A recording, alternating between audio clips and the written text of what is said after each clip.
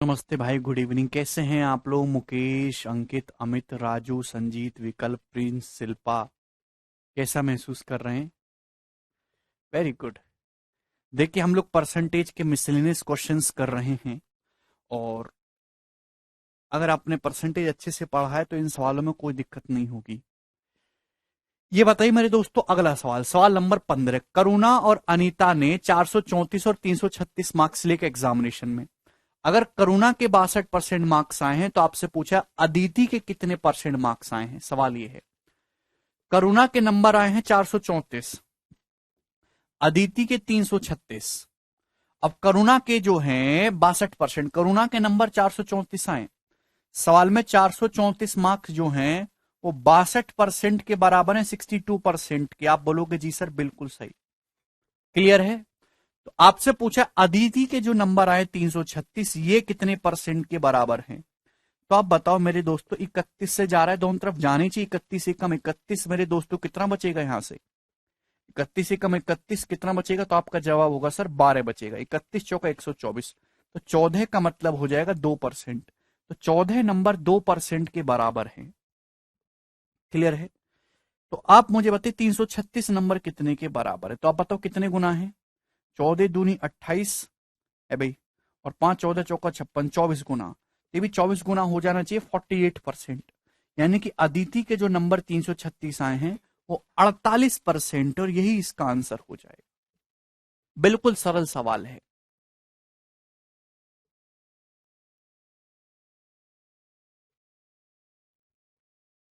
बताओ।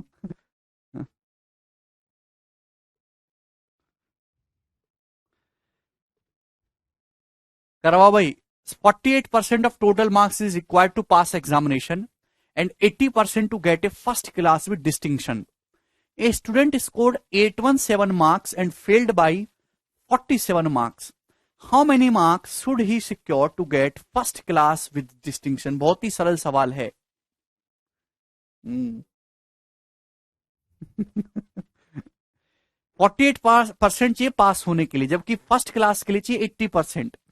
एक स्टूडेंट के 817 नंबर आए और वो 47 नंबर से फेल हो गए, यानी कि पास होने के लिए 817 प्लस 47 नंबर चाहिए थे। यानी कि दोस्त कितने नंबर? 17 प्लस 7 कितना हो जाएगा? 24, और 24 और 40 64। यानी कि पास होने के लिए 864 नंबर चाहिए। बोलो क्या इसमें कोई परेशानी है? तो 864 जो नंबर है वो है 48% के बराबर। क्लियर?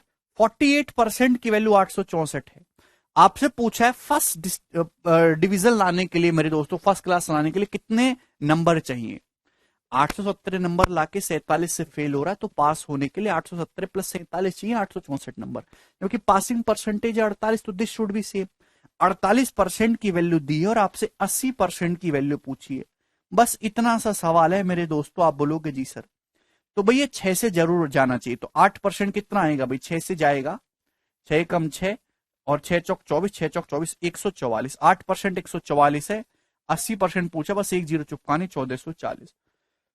1440 चाहिए। ये सवाल प्रीवियस ईयर है, आसान सा सवाल है। 1440, कोई तकलीफ नहीं इसमें। ये बताइए अगला सवाल, सवाल नंबर 17। कौन करेगा इस क्वेश्चन को?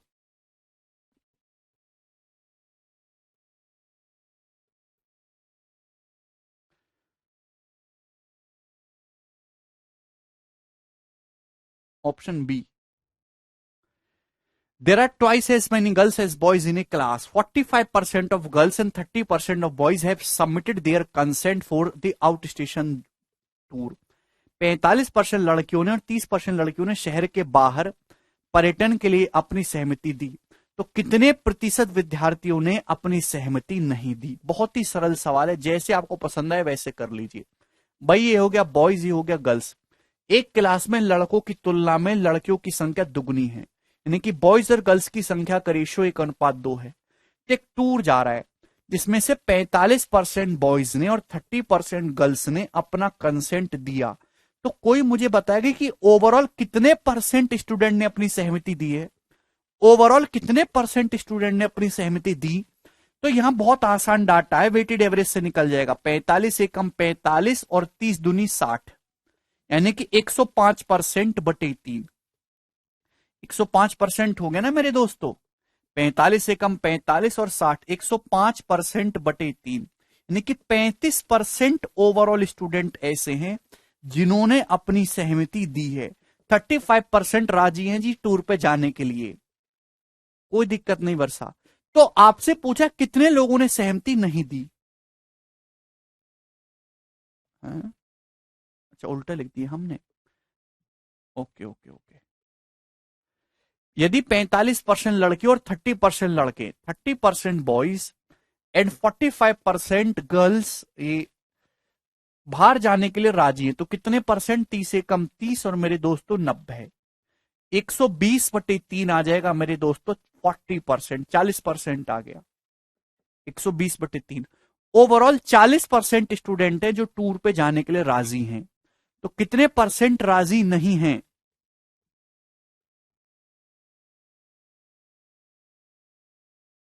60% जो है वो राजी नहीं है। ऑप्शन नंबर ए इस क्वेश्चन का आंसर है। बहुत आसान सवाल है,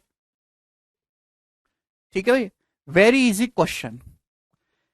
तो इसकी लैंग्वेज बहुत बढ़िया है, आप इसको कर पाएंगे आसानी से? बताइए, यदि किसी फ्रैक्शन का अंश 20% बढ़ जाता है, हर 5% घट जाता है, तो नई भिन्न का मान 5/2 हो जाता है। आपसे पूछा है ओरिजिनल फ्रैक्शन क्या है, ऑप्शन आपके सामने है अभी। जैसे भाई सपोज कोई फ्रैक्शन है x/y, ये होता है ना अंश बटे हर। अब फ्रैक्शन का जो डिनोमिनेटर है, जो सॉरी न्यूमरेटर है, वो 20% बढ़ जाता है, तो 120% हो जाएगा। डिनोमिनेटर 5% डिक्रीज होता है, 5% डिक्रीज कर दोगे तो 95% रह जाएगा। तो अब फ्रैक्शन इतनी हो जाएगी और नई फ्रैक्शन का मान कितना हो जाता है? 5/2, 5/2। तो आपसे ओरिजिनल फ्रैक्शन पूछी, x/y की वैल्यू आपसे पूछी है। न्यूमरेटर को आपने 20% बढ़ाया तो x का 120% हो जाएगा, डिनोमिनेटर 5% डिक्रीज हो गया।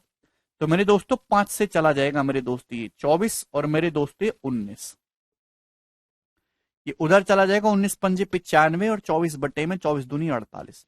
तो 95/48 इस क्वेश्चन का आंसर है। ऑप्शन नंबर सी करेक्ट है, 95/48। बहुत ही आसान सवाल है ये वाला, बताइए मेरे दोस्तों। यस,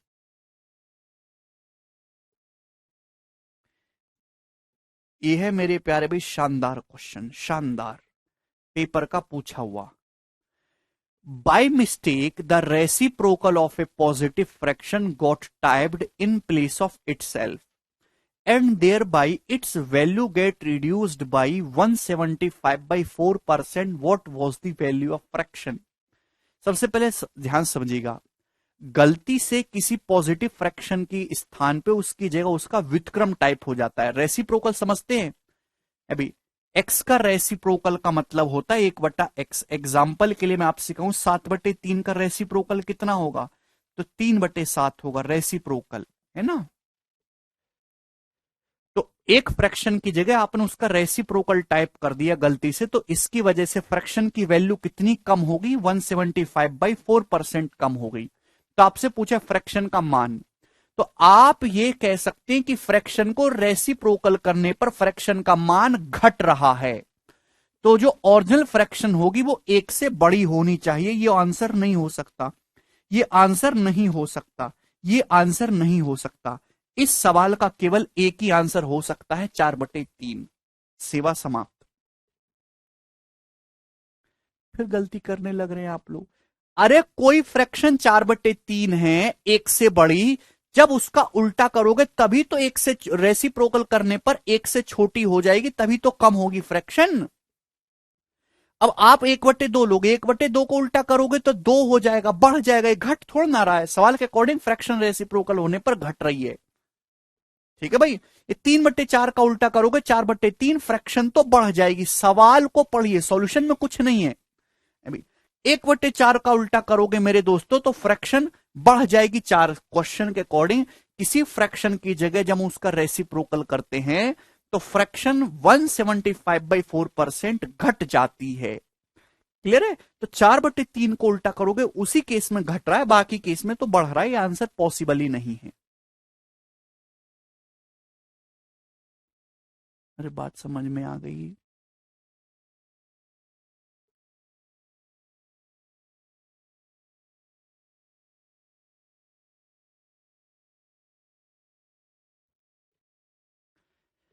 हाँ, सॉल्व कैसे करेंगे? देखिए, सॉल्व करने का भी तरीका है आपके पास। आपने एक फ्रैक्शन को रेसिप्रोकल किया मेरे दोस्तों, और इससे मेरे प्यारे भाई वैल्यू रिड्यूस्ड हो गई 175/4%। What was the value of fraction? समझने की कोशिश करिएगा, बहुत ही आसान सवाल है। सबसे पहले बताइए कि 175/4% होता कितना है? 25% होता है 1/4। ये 175% है। 175, 25% 1/4, तो बटे 4 आ रहा है तो 16 हो गया। लेकिन ये 25% का 7 गुना है। 25 सत्ते 175, तो 7/16। अब जैसे ध्यान से सुनिएगा, कोई फ्रैक्शन एक्स है, कोई फ्रैक्शन एक्स है मेरे दोस्तों। अब एक्स का रेसिप्रोकल कितना होगा? 1/x। कोई फ्रैक्शन एक्स लिखनी थी, आपने गलती से 1/x लिख दी, तो जो रेसिप्रोकल वैल्यू है, उल्टा लिखने की वजह से जो रेसिप्रोकल मान है वो ओरिजिनल फ्रैक्शन से 175/4% कम हो गया।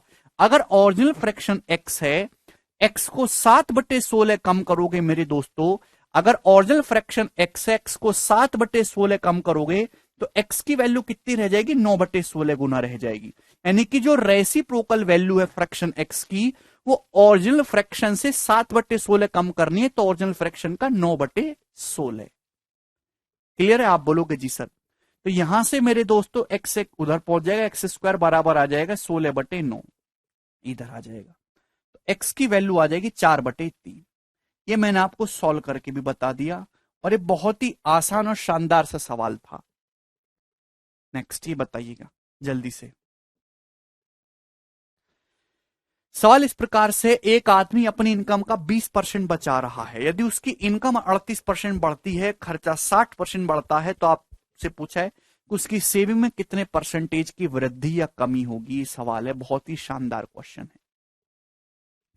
देखिए मेरे दोस्तों, इनकम होता है expenditure plus saving. Expenditure plus saving बराबर इनकम। एक्सपेंडिचर और सेविंग में परसेंटेज चेंज आपको निकालना है या फिर दिया है, तो ये सवाल डेविएशन से हो जाएगा। एक आदमी अपनी इनकम का 20% बचाता है 1/5, यानी कि अगर उसकी इनकम 5 है ना, तो 1 रुपए की बचत कर रहा है, खर्चा कर रहा है 4। ये एक्सपेंडिचर से सेविंग का रेशियो है। आदमी का खर्चा 60% बढ़ गया, इनकम 38% बढ़ी। एक्सपेंडिचर प्लस सेविंग यानी कि income, overall income expenditure plus saving 38% बढ़ा। तो आपसे पूछा है सेविंग में कितने परसेंटेज का चेंज आएगा, बताइए। तो व्हाट इज द मेरे प्यारे भाई तरीका? डेविएशन। अगर ओवरऑल 38% इंक्रीज हुआ, तो ये भी 38% होना चाहिए, ये भी 38% होना चाहिए मेरे प्यारे भाई। लेकिन यहां 38% से यहां तो 60% बढ़ी है एक्सपेंडिचर, तो 22% एक्स्ट्रा। तो यहां 4 का 22% एक्स्ट्रा हो रहा है मेरे दोस्तों। यहां हम 88% मेरे प्यारे भाई लेस करवा देंगे ओवर 1/1। सेविंग 1 है ना, बटे 1। तो 38 - 88 यानी कि 50%। तो सेविंग 50% डिक्रीज हो जाएगी, और ऑप्शन नंबर डी इस क्वेश्चन का आंसर है। इंक्रीज नहीं, डिक्रीज। फाइनल आंसर नेगेटिव आ रहा है दोस्त। सीता, अगर इनकम 38% बढ़ी एक्सपेंडिचर प्लस सेविंग, तो ये भी 38% होना चाहिए, ये भी 38%, पर खर्चा तो 60% बढ़ गया, 22% एक्स्ट्रा। 4 रुपए का 22% खर्च एक्स्ट्रा बढ़ रहा है, तो सेविंग इतनी कम हो जानी चाहिए, 88%/1। सेविंग 1 है, तो आ जाएगा -50%, यानी कि डिक्रीज होगी सेविंग 50% से। बहुत ही सरल सवाल है, कोई भी विद्यार्थी इसको कर सकता है। आगे चलेंगे अगले सवाल की तरफ। सवाल है आपके सामने 21 नंबर, ये बताइएगा।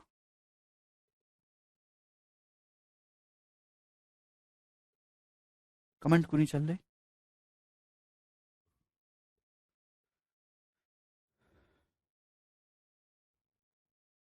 ये भी तो आसानी है हिमांशु, इसमें क्या दिक्कत है?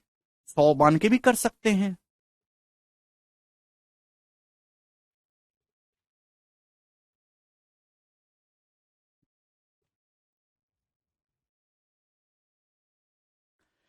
A की the income of A is 48% more than that of B and the income of C is 50% of the combined income of A and B. By what percentage is the income of A more than the income of C? बताइए, बहुत ही आसान सवाल है, कौन करना चाहेगा?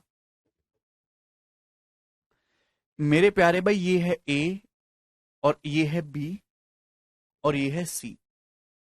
सवाल के अकॉर्डिंग ए की इनकम बी की इनकम से 48% ज्यादा है। 100 मान के भी कर सकते हैं मेरे दोस्तों।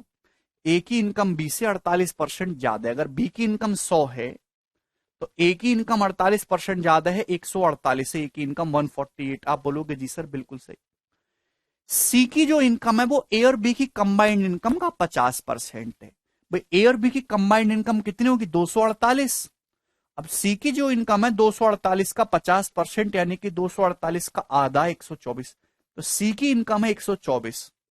तो आपसे पूछा ए की इनकम सी की इनकम से कितने परसेंट ज्यादा है। अभी तो आपको इसकी कोई जरूरत नहीं है मेरे दोस्तों, रेशियो आ गए यहां से। अभी क्लियर है? 4 से जा रहा है मेरे प्यारे भी, 37 और ये 31। आप बोलोगे जी सर बिल्कुल सही। यहां तो कोई परेशानी हुई नहीं। तो ए की इनकम सी से कितने परसेंट ज्यादा? Correct to 1 decimal place. तो कितनी ज्यादा है मेरे दोस्तों? ए की इनकम सी से 6 ज्यादा है, 6 ज्यादा है। अब मेरे प्यारे भी मैं सवाल को करूंगा अब ऑप्शन से। सारे ऑप्शन 20% के नजदीक है तो मैं 20% के लिए निकालूंगा। अभी मेरे दोस्तों 31 से 37 कितना ज्यादा है, बस ये निकालना है आपको परसेंटेज में।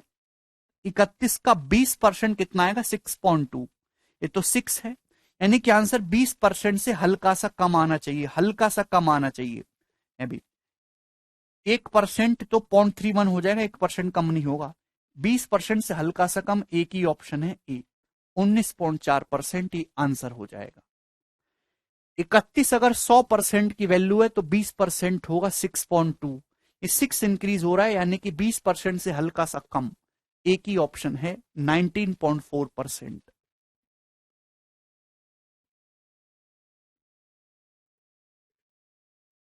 क्लियर? चलिए आगे चलेंगे, अगला सवाल।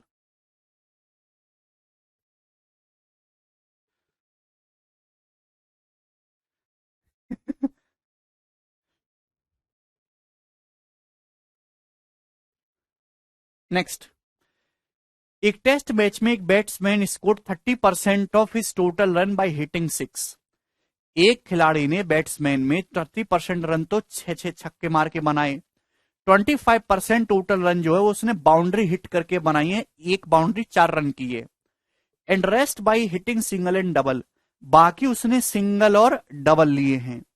If he score 20 run by hitting boundaries, अगर उसने 20 रन बनाए हैं बाउंड्री हिट करके मेरे दोस्तों, तो आपसे पूछा percentage of the runs by hitting 6 were the runs by hitting boundaries. तो आपसे पूछा है कि जो रन उसने 6 हिट करके बनाए हैं, what the percentage of runs by hitting 6 were the runs by hitting boundaries. वो बाउंड्री से जो रन बनाए उसका कितना परसेंट है? चलो जवाब दीजिए मेरे दोस्तों।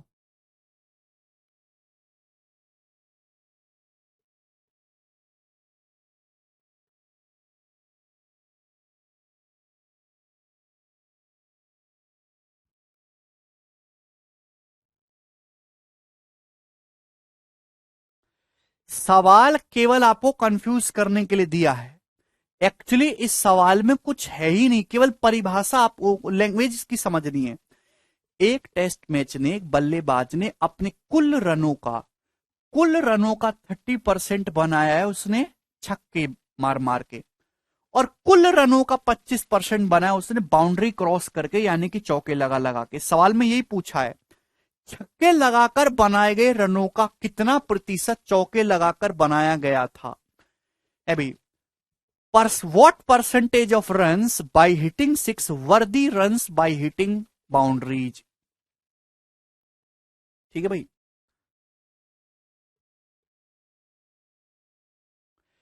छक्के लगाए गए रनों का कितना परसेंट है चौके लगाए गए रनों का। तो छक्के लगा के जो उसने रन बनाए मेरे दोस्तों 30% बनाए हैं। 30% में से चौके लगा के उसने कितने रन बनाए? 25%। तो ये आपको निकालनी है। डायरेक्ट मेरे दोस्तों आ गया जी 5/6। केवल आपको लैंग्वेज समझनी है। 5/6, 1/6 16.66%, 5/6 83.33%। ऑप्शन नंबर जो है इस क्वेश्चन का आंसर है डी।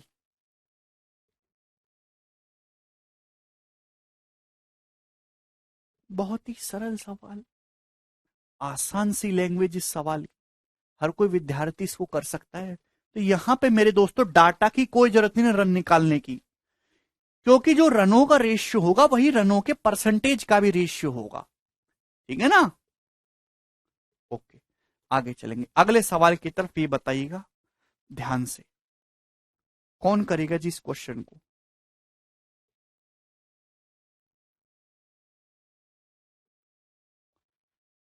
हाँ जी, जल्दी से करिए।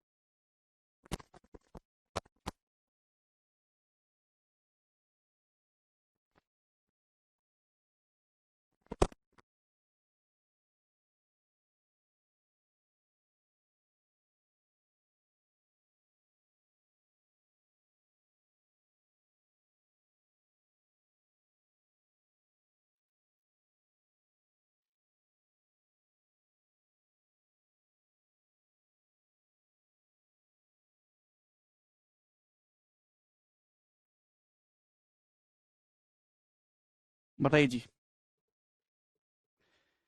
एक कस्बे की जनसंख्या 2007 में 26,000, ये 2,68,000 से बढ़ के 2010 में 37,52,00 हो गई। तो 3 सालों में कस्बे की जनसंख्या कितने परसेंट बढ़ी? ऑप्शन आपके सामने है। तो आप रेशियो लोगे मेरे दोस्तों, 2 जीरो से 2 जीरो कट जाएगा। मैं ये कह सकता हूं या तो सॉल्व करो कि 2680 से 3752 हो गया, तो कितना परसेंट बढ़ा मेरे दोस्तों ये? तो पहली बात तो इस सवाल का आंसर 28% नहीं हो सकता। भाई ये 28% बढ़ेगा क्या? नहीं, 28% बढ़ाओगे तो अट्ठू मट्टू 64 यूनिट डिजिट 4। 30% भी नहीं हो सकता, 8 या 24 यूनिट डिजिट 4। अभी 32% बढ़ाओगे तो भैया 32% बढ़ाने का मतलब 1.32 से गुणा करोगे तो यूनिट 6, ये हो ही नहीं सकता। तो एक ही आंसर है ए। 40% बढ़ाइए जनसंख्या तो 1.4 से गुणा करोगे मेरे दोस्तों, तो ही यूनिट 4 अट्ठे 32 का 2 आ रहा है, यही पॉसिबल।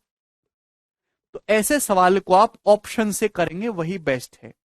अभी अदरवाइज कितना परसेंटेज बढ़ा ये निकालना तो हर स्टूडेंट को आता है। ठीक है भाई, चलिए ये बताइए जी इस क्वेश्चन का क्या आंसर है। Very very important question. एक संख्या में पहले 30% की कमी की जाती है, फिर 27% की वृद्धि की जाती है, फिर 20% की वृद्धि की जाती है। तो आपसे पूछा है कि नेट परसेंटेज चेंज कितना आया है उस संख्या में, करो जरा। एक संख्या में पहले 30% की कमी हुई, बहुत बढ़िया, फिर 27% की वृद्धि हुई, फिर 20% की वृद्धि हुई। तो आपसे पूछा नेट परसेंटेज चेंज कितना आया। तो डाटा काफी सरल है, आप 100 मान के भी कर सकते हैं या सक्सेसिव का फॉर्मूला भी लगा सकते हैं, जो आपको पसंद है वैसे कर लीजिए। मैंने आपको बहुत सारे एग्जाम्पल दिए। भाई सबसे पहले इन दोनों का सक्सेसिव -30 और +20 का कितना आ जाएगा? x+y+xy/100। अभी माइनस का 10 और ये माइनस का 6, -16% आ जाएगा। भाई माइनस का 30 और प्लस के 20 का कितना आ जाएगा सक्सेसिव? -30 + 20, -30 गुणा 20/100, -10 और -6, -16% आ जाएगा। मैंने इन्हीं दोनों को क्यों कंबाइंड किया? क्योंकि मेरी कैलकुलेशन आसान हो रही थी, यहां से इजी हो रही है। क्लियर है?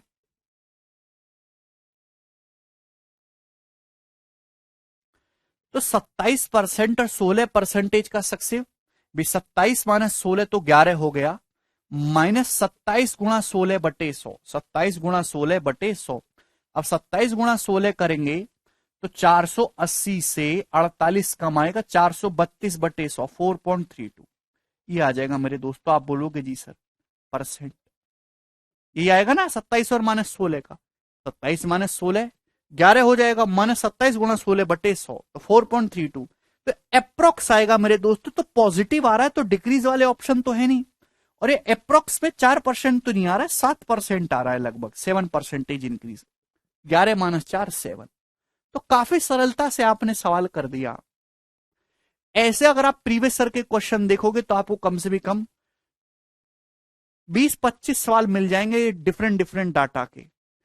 विशालाक्षी कह रहे हैं sir explain 23rd one. Vishalakshi, Vishalakshi आप मुझे सीधे शब्दों में बताओ, क्या परसेंटेज 20-21 क्लास करने के बाद 30 घंटे केवल प्रतिशत पढ़ने के बाद बेसिक से, क्या आप 2680 से कोई संख्या 3752 हो गई, कितने परसेंट बढ़ी ये आपको निकालना नहीं आता?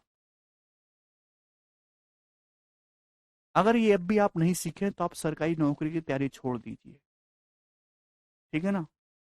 पोंछे लगाने के 300 रुपए घंटे मिल रहे,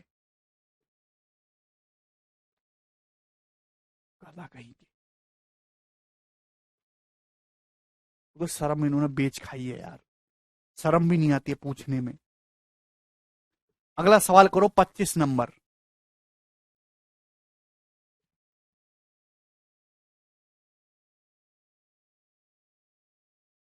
अरविंद वो सक्सेसिव नहीं पूछा है, पूछा है 2007 से 2010 तक 3 सालों में कितने परसेंट बढ़ी। घर से करके देखा आपने सवाल, रिवीजन करा तुमने?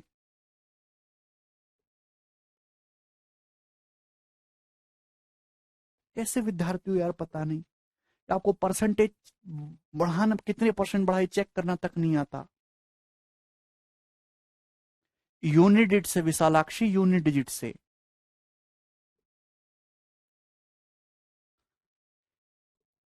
40% बढ़ाने का मतलब 140% हो गया। 1.4 गुना, 1.4 गुना करोगे, देखिए 8 चौक 32, तो ही यूनिट डिजिट 2 आएगा। 32% करोगे ना, 1.32 बढ़ाओगे तो यूनिट डिजिट जो हो जाएगा वो 8 दूनी 16 6 हो जाएगा। तो ये पॉसिबल नहीं है यूनिट डिजिट, इस तरीके से हटा देंगे। ये बताओ 25 नंबर सवाल, जल्दी जल्दी करो, इतना समय नहीं है। एक संख्या को 35% घटाया जाता है, फिर 25% बढ़ाया जाता है, फिर 15% बढ़ाया जाता है, तो संख्या में नेट परसेंटेज चेंज कितना होगा?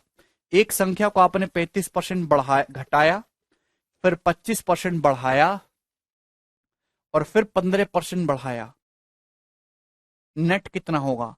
आप इसे रेशियो से भी कर सकते हैं, अभी तीनों के फॉर्मूले से भी कर सकते हैं। देखिए दो का कंबाइंड करके, मुझे ये दोनों चीजें आसान लग रही है। 25 और 15 का सक्सेसिव कितना होगा, जवाब दीजिए। 25 + 15 40, प्लस 25 × 15/100, 25 × 15 कितना आ जाएगा, 250, 125, 375/100, 3.75। एक्स और वाई का सक्सिव होता है x+y+xy/100%। 25 और 15 का सक्सिव निकालेंगे तो 43.75% आ जाएगा। अभी 43.75 को अप्रोक्स 44% ही लिख सकते हो, अप्रोक्स में 44%।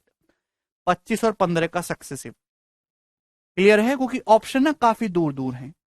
भाई अब 44 और -35 का निकालेंगे, और काफी दूर दूर है, दबा के अप्रोक्सीमेशन करेंगे।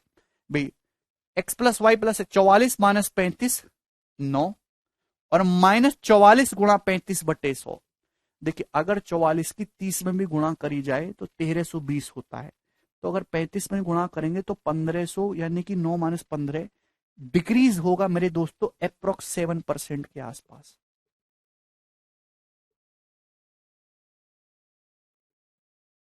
थोड़ा सा ना दिमाग लगाना होगा आप। एग्जैक्ट कैलकुलेशन की जरूरत नहीं पड़ती है, कैलकुलेशन ऑप्शन काफी दूर दूर है। -35 और 44 का सक्सेसिव निकालना है,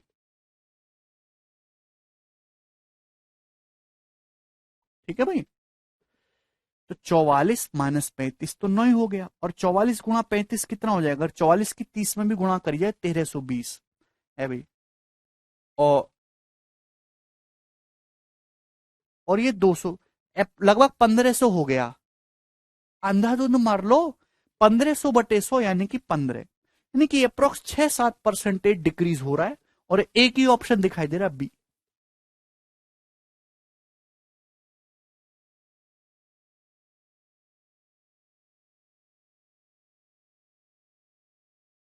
ठीक है भाई, किसी बच्चों को आप इसमें कोई भी कंबाइन करके निकाल सकते हैं मेरे दोस्तों, ठीक है। आगे चलें नेक्स्ट सवाल की तरफ।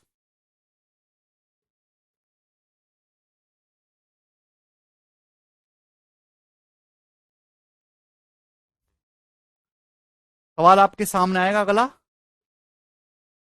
26 नंबर ही बताइएगा।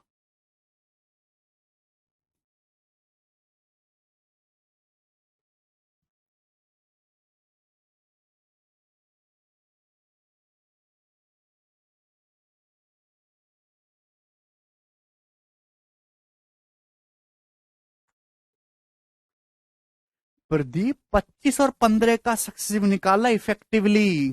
कंसेप्ट समझा दीजिए बेटा। सुमित कब का समझा दिया, कहां सो रहे हो तुम, पढ़ा भी है, पढ़ते लिखते हो नहीं, कंफ्यूज होते फिरते हो। अबे यार, एक बार ढंग से जाके लेक्चर देख लोगे तो क्या बुराई है।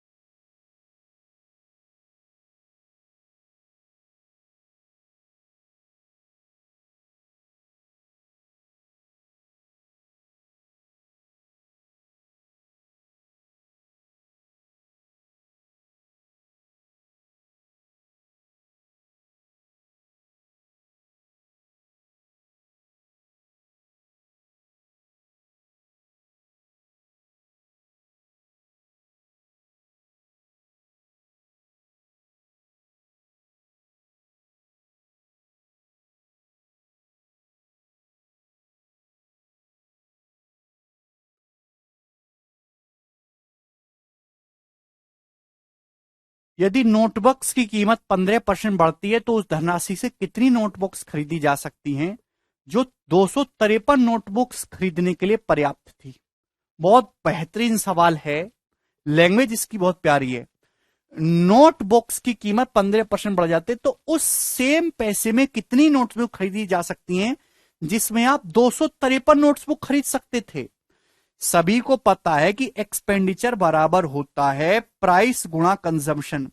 आपको अपना खर्चा सेम रखना है, लेकिन प्राइस 15% बढ़ गया। 15% का मतलब 3/20। प्राइस 15% बढ़ गया, प्राइस 20 से 23 हो गया।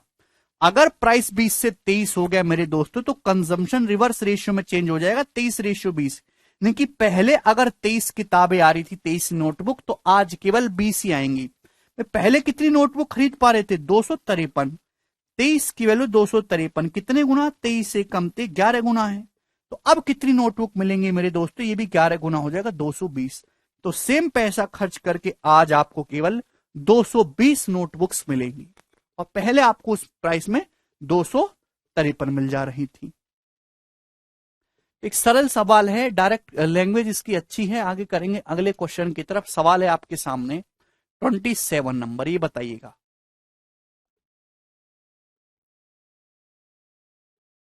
हाँ जी, कौन करेगा।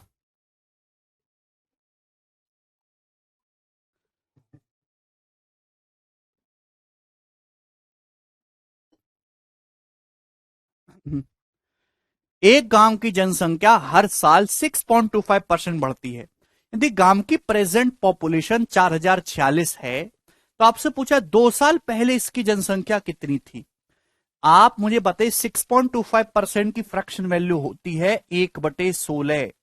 गांव की पॉपुलेशन हर साल 1/16 बढ़ती है, तो मल्टीप्लाई फैक्टर कितना आ जाएगा, 17/16। गांव की पॉपुलेशन हर साल 1/16 बढ़ रही है, यानी कि हर साल अपनी पॉपुलेशन जो है गांव की 17/16 गुना हो रही है। तो 2 साल में कितना चेंज आएगा मेरे दोस्तों, पावर 2, यानी कि 289/256। मतलब मैं कह सकता हूं कि अगर अभी 256 है तो 2 साल बाद 289 हो जाएगी। सवाल में दे रखा है कि प्रेजेंट 4046 है, तो 2 साल पहले कितनी थी। प्रेजेंट में अगर 4046 है करंट की। अगर प्रेजेंट में 289 है तो 2 साल पहले पॉपुलेशन कितनी रही होगी? 256। 256 की वैल्यू आपसे पूछिए, बताओ। इतना सा सवाल है और इसमें कुछ भी नहीं है। 289 की वैल्यू दी है और आपसे 256 की वैल्यू पूछी है। तो सबसे पहले हम करेंगे दोस्तों यूनिट डिजिट से करने की कोशिश। देखिए, अगर 9 से 6 जा रहा है तो आपके पास एक रास्ता हो सकता है, केवल 9 चौक 36। भाई 289 से जितनी भी बार गया हो, लेकिन एंड में 4 आना चाहिए कि 9 चौक 36, और तो कुछ आ नहीं सकता। तो यहां भी मेरे दोस्तों 4 आना चाहिए इकाई के अंक पे। तो 6 चौक 24 करेंगे तो 4 इकाई का अंक 4 होना चाहिए, यानी कि मतलब यही आंसर पॉसिबल है इस सवाल का, 3584।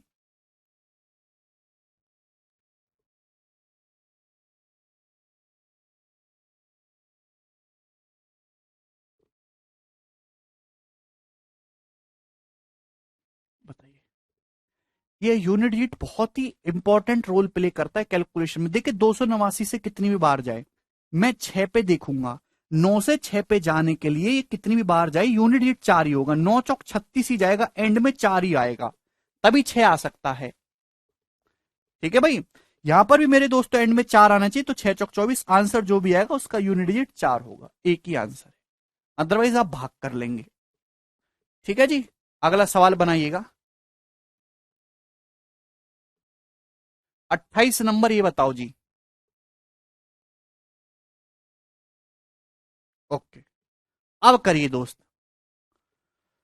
बहुत प्यारा सवाल आपके सामने है, इंपॉर्टेंट। अगर आपने सवाल कर दिया तो आपकी नौकरी कंफर्म। लॉजिकली आपको समझना है। मैं आपसे हमेशा से एक चीज बोलता आ रहा हूं कि अगर डाटा बहुत आसान है तो आप 100 मान के कर सकते हो, लेकिन डाटा टिपिकल हो जाए, मानने में डिफिकल्ट हो, तो जो फ्रैक्शन होती है ना, फ्रैक्शन के डिनोमिनेटर का मल्टीपल, डिनोमिनेटर का एलसीएम आप ले लीजिए, उससे कैलकुलेशन आसान रहेगी। जैसे every day a mango seller sells half of his stock, 10% of the stock overnight gets spoiled. If 1983 mangoes rotted over 3 nights, then how many did he start with on his first day?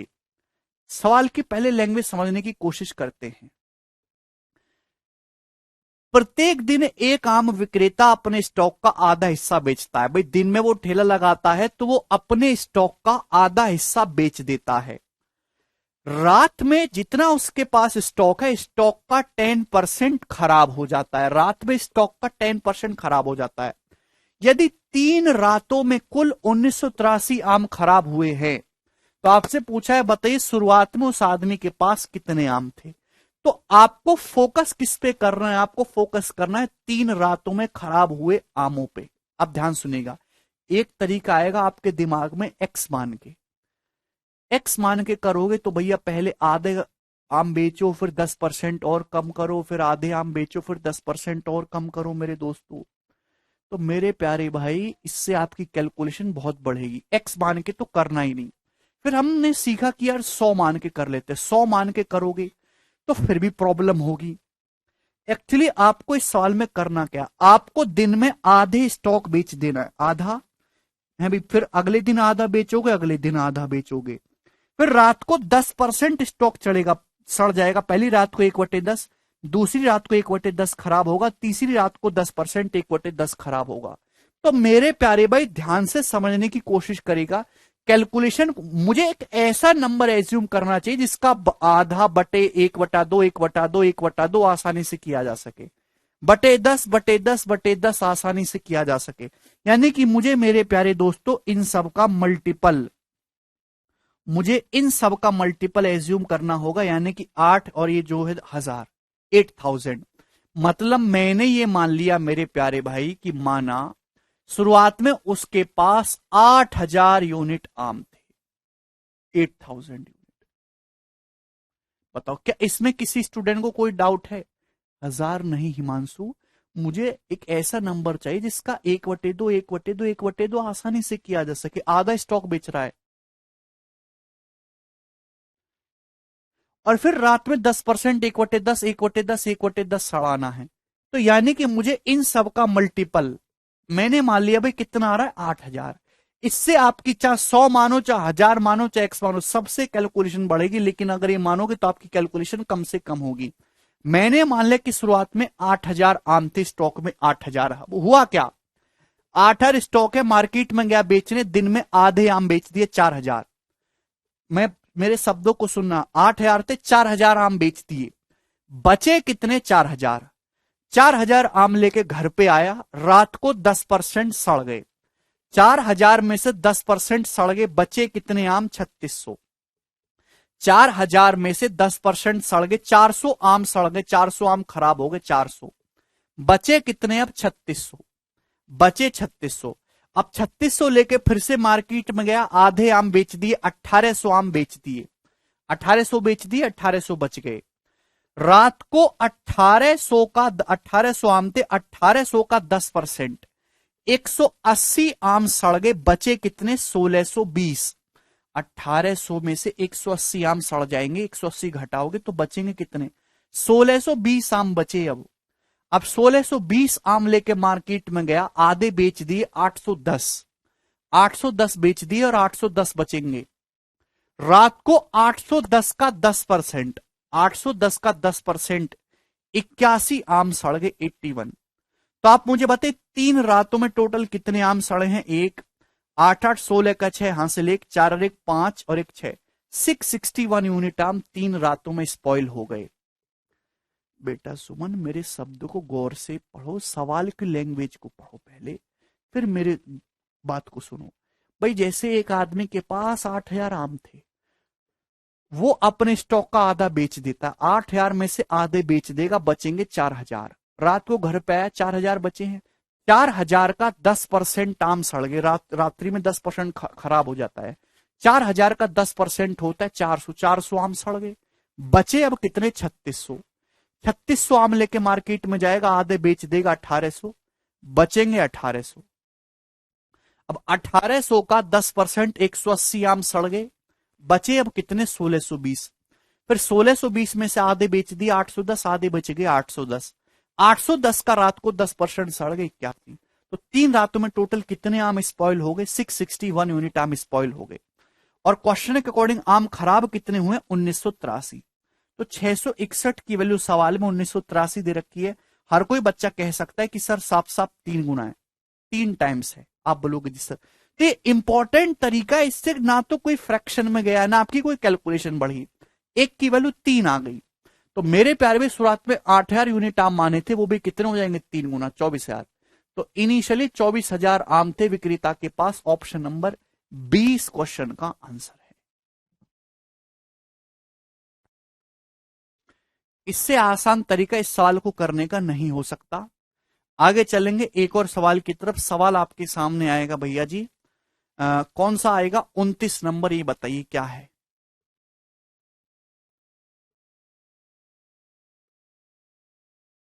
करो जल्दी।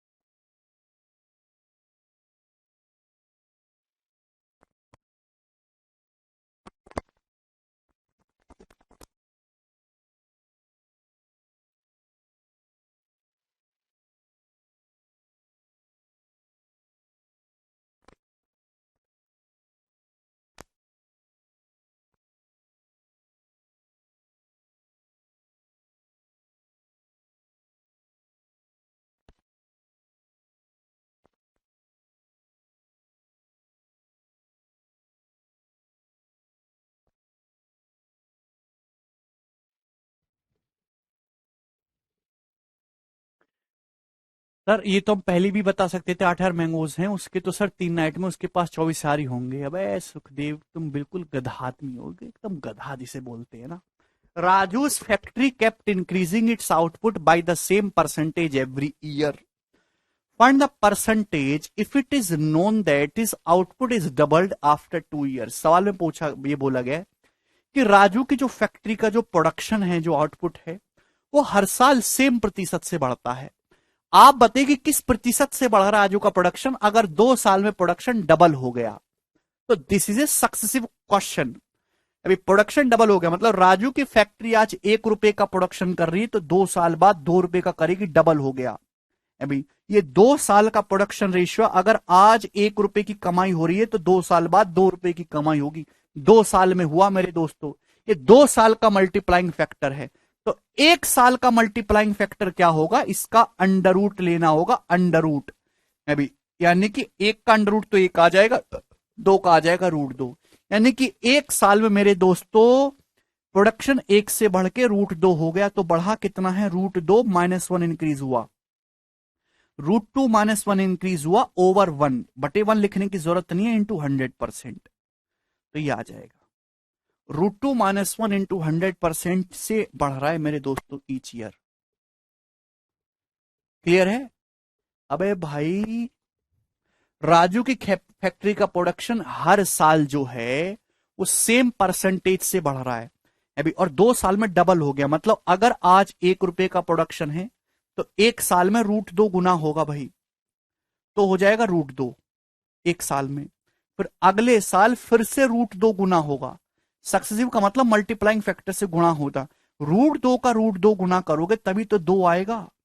यानी कि मेरे दोस्तों अगर आपको 2 बार का multiplying factor दे रखा है, 1 बार का निकालना है, तो अंडर रूट लेते हैं, अंडर रूट। 1:√2 आ जाएगा 1 बार का, 2 साल का 1:2, 1 बार का 1 साल का 1:√2। आज अगर 1 रुपए है तो फिर 1 साल बाद √2 हो जाएगा। तो कितना इंक्रीज हो गया, बढ़ा कितना, √2 -1 इंटू 100%। बहुत डिटेल में मैंने आपको समझाया, सुनते ही नहीं हो आप। चलिए आगे के सवाल की तरफ हम चलेंगे। सवाल है जी आपके सामने 30 नंबर, ही बताइए क्या होगा जी इस क्वेश्चन का आंसर।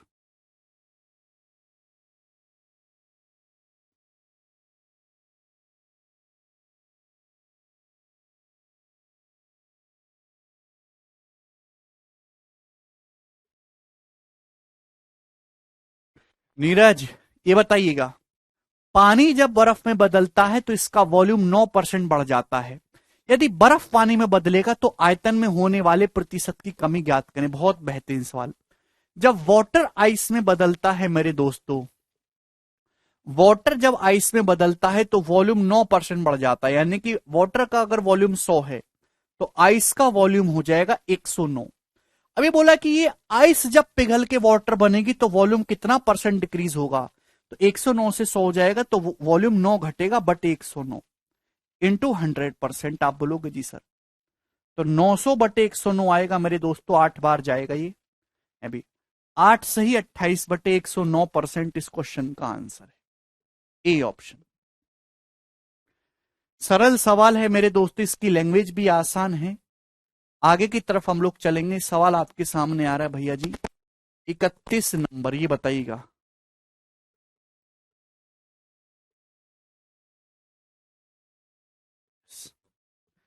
इसको करो भाई, जो बच्चा इस सवाल को करेगा उसकी 3 नौकरी लगेंगी। आगे के सवाल बहुत बढ़िया हैं। 5 सेकंड का समय आपके पास।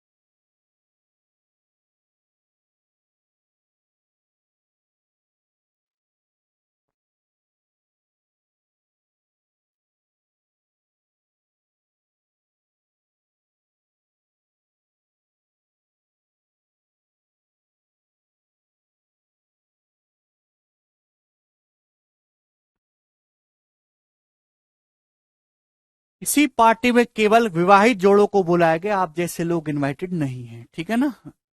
अच्छा, if 44:4/9% of invited people are vegetarian, यदि बुलाए गए लोगों में से 44 सही 4/9% लोग शाकाहारी हैं तथा 60% पुरुष मांसाहारी, 60% आदमी लोग जो है मेल लोग वो खूब मुर्गा चबाते हैं, वेजिटेरियन है, non vegetarian. Find the number of fathers, fathers की संख्या बताइए। 20% ऑफ मेल्स हैव चिल्ड्रन, यदि 20% पुरुषों के बच्चे हैं तो आपसे पूछा है कि पिता कितने हैं पार्टी में जो लोग आए हैं। सवाल में यह दिया गया कि 920 महिलाएं मांसाहारी हैं, 920 महिलाएं मांस मच्छी का सेवन करती हैं, आपको ये दिया गया, करेंगे, कौन करेगा। किसी पार्टी में केवल विवाहित जोड़ों को बुलाएगा, तो विवाहित का मतलब एक स्त्री एक पुरुष, हर दो लोगों में एक आदमी होगा एक औरत होगा। विवाहित का मतलब होता है 1/2, हर दो लोगों में एक मेल एक फीमेल। वैसे आजकल और कुछ भी संभव है, लेकिन टेक्निकली यही है। अच्छा मेरे दोस्तों, बुलाए गए लोगों में 44 सही 4/9%, यानी कि 4/9, 44 सही 44 सही 4/9% मतलब 4/9, 4/9 लोग शाकाहारी हैं। आप बोलोगे जी सर 60% पुरुष मांसाहारी हैं, 60% का मतलब 3/5। तो मैं आपको पहले भी कई बार समझा चुका हूं कि अगर आप इस सवाल को एक्स मान के करोगे तो आप जिंदगी भर केवल कैलकुलेशन ही करते रहोगे, आंसर नहीं लाओगे। तो जब भी ऐसा टिपिकल सवाल आए थे, जो फ्रैक्शन होती है ना, इन फ्रैक्शन के डिनोमिनेटर जो होते हैं, जो हर होते हैं, उनका एलसीएम मान लिया करो या उनका मल्टीपल। मुझे एक ऐसा नंबर चाहिए आपकी आसान करने के लिए जिसका बटे 2 भी आसानी से किया जा सके, जिसका बटे 9 भी किया जा सके, जिसका बटे 5 भी किया जा सके। तो इनका एलसीएम 2 नाम 18 पंजे 90। बात समझ में आई। यानी कि मैंने मान लिया कि पार्टी में टोटल 90 लोग आए हैं, क्या ऐसा मैं मान सकता हूं। भाई हमने मान लिया कि पार्टी में टोटल 90 लोग आए, इसमें कोई परेशानी। आप बोलोगे नहीं सर, रुपया भर की परेशानी इसमें नहीं है। हमने ये मान लिया कि पार्टी में टोटल दोस्तों 90 लोग आए हैं। अब 90 लोगों में से मेल कितने हैं तो आप कहोगे सर 45, और फीमेल कितने हैं तो आप कहोगे सर वो भी 45, क्योंकि विवाहित लोग हैं। 45 male 45 female. It is clear or not. आप बोलोगे जी सर मेल पॉपुलेशन का 60% जो है, जो मेल इनवाइटेड है उसमें से 60% नॉन वेजिटेरियन है, तो मेल 45 आए, 45 का 60% कितना होता है 27। तो 27 जो है मेरे प्यारे भाई मेल नॉन वेजिटेरियन है, नॉन वेजिटेरियन। 45 में से 27 मेल नॉन वेजिटेरियन है। आप बोलोगे जी सर प्यारे भाई जितने लोग इनवाइट हुए पार्टी में उसमें से 44 सही 4/9%, यानी कि 4/9 लोग शाकाहारी हैं। तो पार्टी में टोटल 90 लोग आए, 90 का 4/9 यानी कि 40 लोग शाकाहारी हैं। अगर 40 लोग शाकाहारी हैं तो फिर मांसाहारी कितने, नॉन वेजिटेरियन कितने हैं 50। यानी कि पार्टी में टोटल 90 लोग आए, 90 में से 40 वेजिटेरियन हैं, तो नॉन वेजिटेरियन कितने हैं 50। टोटल 90 में से 40 वेजिटेरियन, तो नॉन वेजिटेरियन है 50। 50 लोग टोटल नॉन वेजिटेरियन हैं, जिसमें से 27 मेल नॉन वेजिटेरियन हैं। तो बाकी के कौन हैं? 50 में से 27 घटाओगे तो बाकी कौन, 23 कौन है? फीमेल। यानी कि 23 महिलाएं मांसाहारी हैं, धर्मभ्रष्ट हैं। आप बोलोगे जी सर बिल्कुल सही है, आपने अच्छी बात कही। बोलिए भाई, अगर टोटल 50 लोग मांसाहारी हैं जिसमें से 27 मेरे दोस्तों आपके पुरुष हैं, तो महिलाएं मांसाहारी कितनी हुई, फीमेल नॉन वेजिटेरियन कितनी हुई? तो आपका जवाब होगा सर जी 23। क्लियर? आप बोलोगे जी सर ये बात आपको समझ में आ गई। जबकि सवाल के अकॉर्डिंग फीमेल नॉन वेजिटेरियन है 920। अभी 23 की वैल्यू सवाल में 920 दे रखे मेरे दोस्तों, यानी कि 40 गुना। एक की वैल्यू 40 आ गई। सवाल ने पूछा कि पापा लोग कितने हैं। अगर 20% पापा बन चुके हैं आदमी, आदमी है 45, 45 टोटल मेल है, 45 का 20% कितना होता है 9, तो 9 यूनिट लोग पापा हैं। तो एक की वैल्यू 40 है, तो 9 की वैल्यू कितनी है 360। तो पार्टी में पिताओं की जो संख्या है वो 360 है, और यही इस क्वेश्चन का आंसर है। 44 सही, 4/9%, अतुल 4/9 होता है। क्लियर? हाँ, इस सवाल में आपसे ये भी पूछ सकता था कि फीमेल वेजिटेरियन को, कि ये बैंकिंग का सवाल है, मैंने हल्का सा चेंज करके बनाए, फीमेल वेजिटेरियन और फीमेल नॉन वेजिटेरियन की संख्या का रेशियो बताओ। ये सवाल भी पूछा गया, यही पूछा गया था, फीमेल वेजिटेरियन और फीमेल नॉन वेजिटेरियन की संख्या का रेशियो बताओ। अगर टोटल 45 फीमेल है, 45 में से 23 फीमेल नॉन वेजिटेरियन है, तो वेजिटेरियन कितनी है? 45 में से 23 घटाओगे 22, तो 22 फीमेल वेजिटेरियन है। तो रेशियो आ जाता है इस सवाल का फिर 22:23। कल्पना कह रहे हैं 27 कैसे? कल्पना बेटा, read the question carefully, if you don't get A point. सवाल में दे रखा है 60% पुरुष मांसाहारी हैं। 60% का मतलब 3/5। अगर टोटल 45 पुरुष है, 45 मेल है, तो 45 का 60% निकालोगे 3/5, कितना आएगा? 27। तो 27 आदमी मांसाहारी हो गए ना, मेल नॉन वेजिटेरियन। कल्पना समझ में आया? आप बोलोगे जी सर समझ में आया है। बहुत ही प्यारा सवाल था, उम्दा सवाल। आगे चलेंगे मेरे दोस्तों, नेक्स्ट क्वेश्चन की तरफ आक्रमण करेंगे। 32 नंबर, ये बताइएगा कौन करेगा?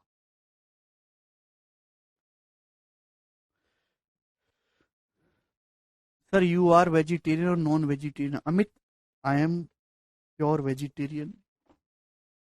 ब्रजेश करें हाफ कैसो? ब्रजेश मेरे प्यारे भाई, पार्टी में विवाहित लोग बुलाए गए। विवाहित लोगों का मतलब है कि हर 2 लोगों में एक मेल है, एक फीमेल है, यानी कि 1/2 का रेशियो चल रहा है मेल फीमेल में।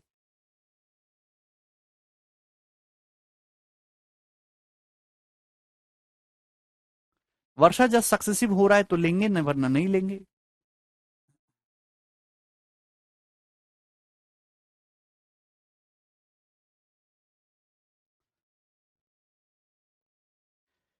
ये देखिए, the population of town B is 56.25% more than that of town A. शहर बी की जनसंख्या शहर ए की जनसंख्या से 56.25% ज्यादा है। अगले 2 सालों में ए की जो जनसंख्या है हर साल X% से बढ़ती है, और बी की जनसंख्या सेम उतने ही परसेंटेज से घटती है। 2 सालों के बाद ए और बी की पॉपुलेशन बराबर हो जाती है, तो आपसे पूछा एक्स का मान कितना होगा? Neha, read the question carefully. बेटा, लड़कियां लड़कियां तो ऐसे लग रहा है कि जैसे सवाल देखती नहीं है, केवल सॉल्यूशन देखती हैं। ये जो छोटी छोटी 2 कौड़ी की चीजें आप पूछ रहे हो, अगर आप एक बार क्वेश्चन को ढंग से पढ़ लो तो आपको अपने आप समझ में आ जाएगा। मेरी बात को सुनते क्यों नहीं हो तुम लोग? 2 शहर है, टाउन ए और टाउन बी। सवाल में क्या बोला है? सवाल में बोला है कि टाउन बी की जो पॉपुलेशन है वो टाउन ए की पॉपुलेशन में, बहुत बढ़िया सवाल है, 56.25% ज्यादा है। तो 56.25% होता कितना है? 50% 1/2, 6.25% 1/16, यानी कि आ जाएगा 9/16। यानी कि मेरे दोस्तों, टाउन बी की पॉपुलेशन टाउन ए से 9/16 ज्यादा है। टाउन ए की पॉपुलेशन अगर 16 है तो टाउन बी की पॉपुलेशन 9 ज्यादा है, यानी कि 25। टाउन ए की 16 है तो टाउन बी की 25 है। अब हुआ क्या? हुआ ये कि टाउन ए की पॉपुलेशन हर साल X% बढ़ती है और टाउन बी की पॉपुलेशन सेम परसेंटेज से घटती है। 2 साल के बाद पॉपुलेशन सेम हो जाती है, दैट मीन सक्सेसिव चेंज हो रहा है। एक्स का मान आपको निकालना है मेरे प्यारे भाई। भाई मैंने मान लिया कि माना X% की फ्रैक्शन वैल्यू के है। जैसे हम लोग कहते हैं ना 20% की फ्रैक्शन वैल्यू 1/5। एग्जाम्पल के लिए भाई, जैसे 20% की फ्रैक्शन वैल्यू 1/5 है, तो इसी प्रकार से मैंने मान लिया कि X% की फ्रैक्शन वैल्यू के है। अब जैसे किसी संख्या को 20% बढ़ाओ, एग्जाम्पल ले रहा हूं मैं, या 1/5 बढ़ाओ, तो कितने गुना हो जाएगी संख्या? संख्या 1 + 1/5 गुना हो जाएगी, मल्टीप्लाइंग फैक्टर से गुणा। तो अगर आप किसी संख्या को X% बढ़ाओगे तो 1 + k टाइम्स हो जाएगी। अब हुआ क्या मेरे दोस्तों? टाउन ए की पॉपुलेशन X% से घटती बढ़ती है और टाउन बी की पॉपुलेशन X% से घटती है। X% की फ्रैक्शन वैल्यू के है, तो टाउन ए की पॉपुलेशन अगर के बढ़ाओगे तो कितनी हो जाएगी? 1 + k टाइम्स हो जाएगी। तो 2 साल बाद टाउन ए की पॉपुलेशन क्या होगी, मल्टीप्लाइंग फैक्टर की पावर 2। बहुत बढ़िया सवाल है। सेम इसी तरीके से टाउन बी की पॉपुलेशन एक्स परसेंटेज से घटती है, एक्स परसेंटेज का मतलब के से घटती है, तो बेटा मल्टीप्लाइंग फैक्टर हो जाएगा 1 - के। तो 2 साल बाद पॉपुलेशन कितनी हो जाएगी, 1 - के का होल स्क्वायर। तो मेरे प्यारे भाई दिस शुड बी इक्वल, ये सेम होना चाहिए 2 साल बाद। अभी अगर 2 साल है तो पावर 2 मल्टीप्लाइंग फैक्टर की, 3 साल है पावर 3, 4 साल है पावर 4।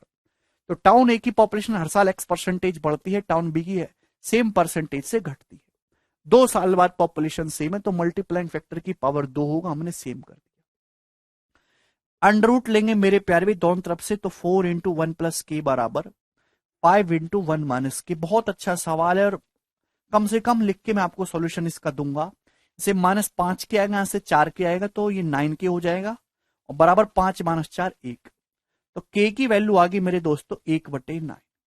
के का मान 1/9 आ गया। आप बोलोगे जी सर अगर के का मान 1/9 आया है तो एक्स कितना है मेरे प्यारे भाई, आपसे एक्स का मान पूछा है। एक्स परसेंटेज की फ्रैक्शन वैल्यू 1/9 आई है, यानी कि एक्स कितना होगा 11.11। 11.11% की फ्रैक्शन वैल्यू होती है 1/9। तो एक्स का जो मान होगा वो 11.11 होगा। ठीक है भाई।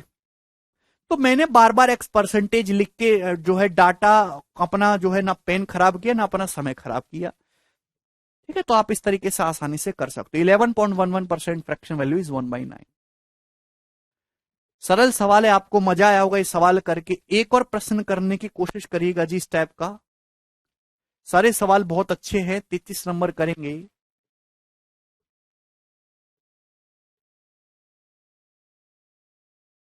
बनाइए।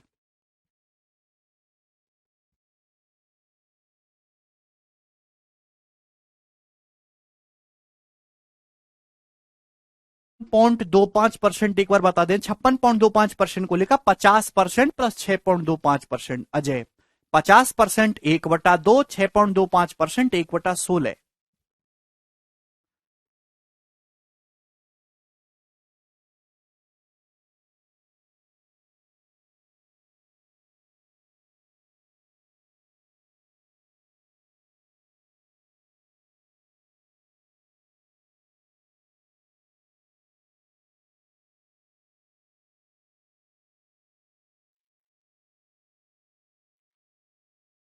देखिए आपके सामने दोस्तों जो क्वेश्चन दिख रहा है ना, ये 2020 के मेंस का पूछा हुआ है। बताओ, एक एग्जाम में बी ने ए के प्राप्तांकों से 20% अधिक प्राप्त किए और ए ने सी के प्राप्तांकों से 10% कम। डी ने सी के प्राप्तांकों से 20% अधिक प्राप्त किए। डी के प्राप्तांक ए के प्राप्तांकों से कितने परसेंट ज्यादा हैं। तो भाई यहां पे 4 बंदे हैं, ए बी सी और डी। आपको रिलेशन बताना है डी और ए के बीच में। सामने दे रखा है बी ने ए से 20% ज्यादा नंबर लिए हैं और ए ने सी से 10% कम नंबर लिए हैं। ओके, देखिए मेरे प्यारे भाई, आप बी ने देखिए बेस को पकड़ के रखना, बी ने ए से ज्यादा है और ए ने सी से ज्यादा है। तो भैया मैंने मान लिया कि सपोज सी के 100 नंबर है। अगर मैंने सी के 100 नंबर मान लिए तो ए के जो मार्क्स है सी से 10% कम है, तो ए के मार्क्स कितने होंगे 90। ए के जो मार्क्स है वो सी से 10% कम है। अगर सी के मार्क्स 100 है तो ए के मार्क्स कितने 90 है। बी ने ए से 20% ज्यादा नंबर लिए तो बी के कितने होंगे भाई, 90 का 20% 18 होता है, तो बी के मार्क्स कितने होंगे 108। बी के जो मार्क्स हैं वो कितने हैं, ए से 20% ज्यादा 108। अब डी के जो नंबर है वो सी से 20% ज्यादा है। अगर सी के 100 हैं तो डी के कितने हैं 120। आप बोलोगे जी सर ये आपको बात समझ में आ गई। पूछा डी के प्राप्तांक ए से कितने ज्यादा हैं, तो ए के तो 90 है, डी के 120 है, कितना ज्यादा है 30/90 ज्यादा है, यानी कि 1/3। हालांकि यहां पे बी की कोई जरूरत थी नहीं क्योंकि आपसे बी के बारे में पूछा ही नहीं गया, आप बिना बी के कर सकते थे सवाल। ए भाई डी के मार्क्स ए से कितने ज्यादा है 1/3 ज्यादा है, 33 सही 1/3% इस क्वेश्चन का आंसर है। हार्डली 10 सेकंड में सवाल आप सॉल्व कर सकते थे और ये मीन्स का पूछा हुआ क्वेश्चन है। ऐसा नहीं कि पेपर में बहुत कठिन आना, पेपर में यही लेवल रहेगा। आगे चलिएगा जरा, अगले प्रश्न की तरफ हम आक्रमण करेंगे। सवाल है जी 34 नंबर, ही बताइएगा।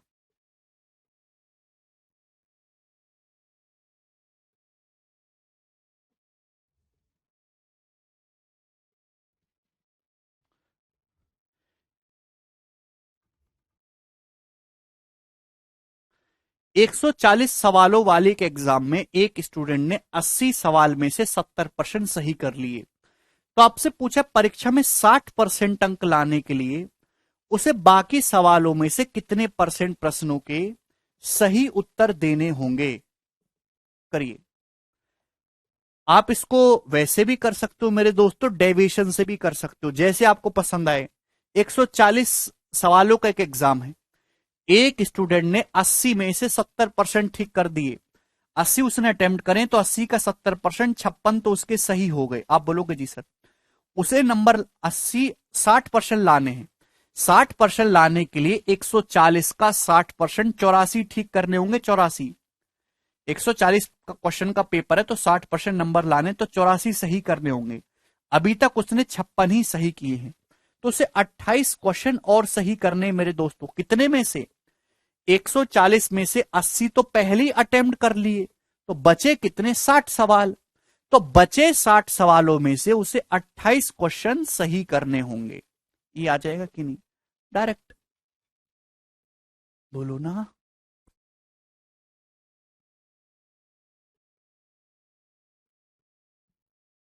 क्लियर है? यानी कि मेरे दोस्तों 4 से चला जाएगा 7/15। 1/15 6 सही, 2/3%, 7/15 46:2/3%। ये इस क्वेश्चन का आंसर हो जाएगा।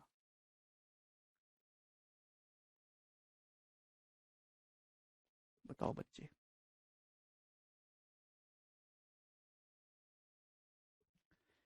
आप इस सवाल को मेरे दोस्तों डेविएशन से भी कर सकते हैं। डेविएशन से कैसे करेंगे, एग्जाम्पल के लिए समझो कि जैसे 140 सवालों का पेपर है, 80 सवालों में से उसने कितने सही कर दिए? 70%। तो बाकी कितने सवाल बचे? 60। 60 सवालों में से कितने परसेंट सही करे कि ओवरऑल 60% मार्क्स आए, ओवरऑल 60% आए। तो क्वेश्चन का जो रेशियो मेरे दोस्तों डेविएशन नहीं हो गया? अभी क्वेश्चन का रेशियो 4:3 के रेशियो में है, पर इसमें से 70% से इसमें कितने परसेंट करने चाहिए कि ओवरऑल 60% आए? तो अगर ओवरऑल 60% है तो 60 ये भी होगा, 60 ये भी होगा। अभी मेरे दोस्तों, लेकिन यहां 10% एक्स्ट्रा हो रहा है, 10%। तो 10 चौक 40 जो एक्स्ट्रा हो रहा है मेरे प्यारे, वो यहां कम कर देंगे 40/3। ठीक है मेरे दोस्तों? यानी कि मेरे दोस्तों कितना आ जाएगा? 13 से 1/3 घटाओगे, 46:2/3%।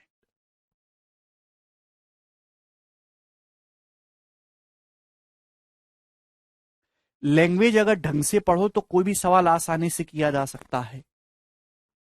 अगला प्रश्न बताएंगे, सवाल आपके सामने आएगा भैया जी 35 नंबर की तरफ, ये बताओ।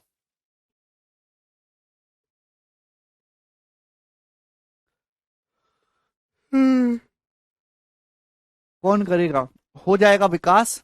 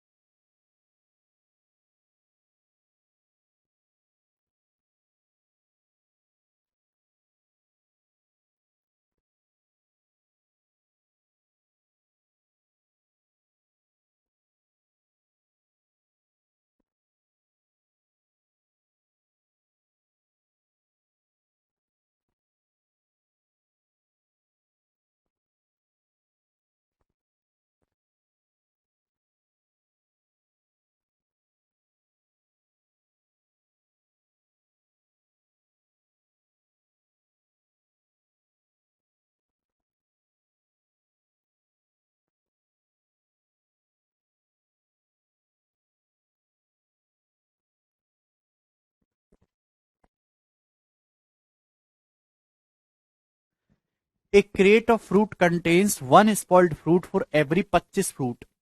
60% of the spoiled fruit were sold. If the seller had sold 48 spoiled fruits, then the number of fruits in the crate were. Successive question है, कोई भी विद्यार्थी इसको कर सकता है. फलों के एक टोकरे में से हर 25 फल में से एक फल खराब है. खराब हो चुके फलों का 60% बेच दिया. यदि टोटल 48 फल बेचे हैं तो आपसे पूछा है टोकरी में फलों की संख्या कितनी है. तो भाई जैसे मैंने मान लिया कि टोटल 25 फल थे, तो 25 में से खराब कितना है, एक, और बेचा कितना है, खराब का 60%, एक का 60%, यानी कि 0.6 फल बेचे और 0.6 खराब फल बेचे. खराब फल बेचे कितने, 48. तो 0.6 की वैल्यू 48 है, तो एक की वैल्यू कितनी है, 80. अगर एक की वैल्यू 80 आ गई तो फलों की संख्या कितनी है, 25. तो 25 की वैल्यू भी 25 गुणा 80 यानी कि 2000 फल आ जाएंगे. सरल सी बात थी मेरे दोस्तों. आगे की तरफ चलेंगे. सवाल है आपके सामने 36 नंबर, ये बताइएगा.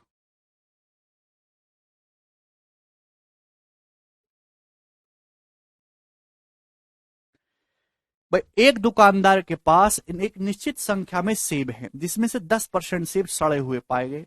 वह अच्छे सेबों में से 85% को बेच देता है और अभी भी उसके पास 405 अच्छे सेब बच जाते हैं. तो प्रारंभ में उसके पास कितने सेब थे. तो मेरे दोस्तों ये this is a successive question. एक दुकानदार के पास कुछ सेब हैं, सेब में से 10% सड़ गए. 10% का मतलब 1/10. 10 सेब थे तो उसमें से एक सड़ गया, बचे कितने, 9. अब ये जो बचे सेब हैं अच्छे वाले सेब हैं. अच्छे सेबों का 85%, 85% का मतलब 17/20. बचे सेबों का, अच्छे सेबों का 17/20 बेच दिया, तो बचे कितने मेरे दोस्तों, 20 से 3. और जबकि बचे कितने, अब 405. यानी कि शुरुआत में अगर 200 सेब थे तो अब कितने होंगे, 27. बात समझ में आई. भाई एक दुकानदार के पास कुछ सेब है, इसमें से 10% सड़ गए. 10% मतलब 1/10. अच्छे सेबों में से 85% बेच देता और अब भी उसके पास 405 अच्छे सेब बच गए. तो 10%, 1/10, 10 सेब थे तो 10 में से एक सड़ गया, अच्छे कितने, 9. फिर मेरे दोस्तों जो रिमेनिंग है अच्छे सेब, उसमें से 85% बेच दिए, 17/20. तो बचा कितना, 20 से फिर 3. सक्सेसिव लगाएंगे तो 200 से 27, यानी कि इनिशियल अगर उसके पास 200 सेब थे तो अब उसके पास 27 बचे हैं. जबकि अब उसके पास सेब बचे कितने, 405. तो 27 के लिए 405 है, कितने गुना, 27 से कम 27 तेरे, 27 पंजे 135. 200 की वैल्यू भी 15 गुना हो जाएगी मेरे प्यारे भी, 3000. 3000 इस क्वेश्चन का आंसर है. Option number B is the correct answer for this question. मुझे लगता है ये बात आपको अच्छे से समझ में आ गई है. आगे चलेंगे जी अगले प्रश्न की तरफ. सवाल है जी आपके सामने 37 नंबर, ये बताइएगा.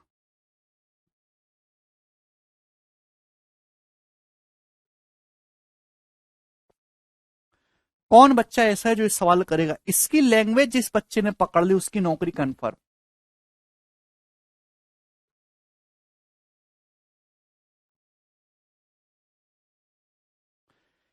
मई में जॉन ने उतने ही मात्रा में चावल और गेहूं खरीदा जितना उसने अप्रैल में खरीदा था. मई में John bought the same amount of rice and same amount of wheat as he bought in April. ठीक है. But spend ₹150 more due to price increase of rice and wheat by 20% and 12% respectively. ध्यान सुनेगा मेरे दोस्तों, ये rice है, wheat है. जितना चावल मेरे दोस्तों अप्रैल में खरीदा था जॉन ने, उतना ही मई में भी खरीदा है.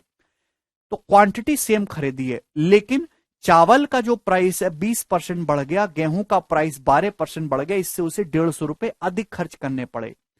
यदि जॉन ने अप्रैल में चावल पर ₹450 खर्च किए थे अप्रैल में, तो आपसे पूछा उसने मई में गेहूं पर कितना खर्च किया है. उसने मई में गेहूं पर कितना खर्च किया है आपसे पूछा है. करो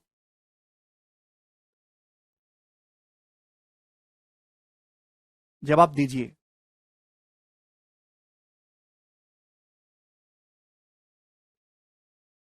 देखिए मेरे दोस्तों, ध्यान से समझने की कोशिश करिएगा। है भाई, यहां मैं लिख रहा हूं मेरे दोस्तों राई से वीट है, यहां मैं लिख रहा हूं अप्रैल की कहानी। बहुत ही 1 सेकंड का सवाल है, यहां मैं लिख रहा हूं मई की कहानी।